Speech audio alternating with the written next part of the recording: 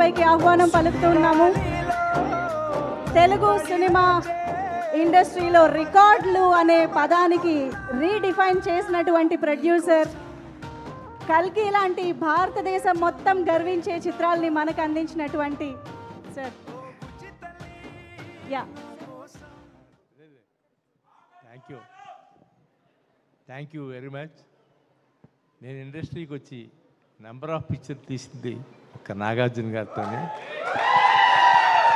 ఇంకా ఆయనతో కంటిన్యూ చేసి నాగ చైతన్యతో కూడా తీయాలనుకుంటున్నాను. దానికి మీ అందరి బ్లెస్సింగ్స్ కావాలి. Thank you very much sir. And ఆ సినిమా కోసం మేము అందరం 1000 కళ్ళతో ఎదురు చూస్తూ ఉంటాము. Thank you so much.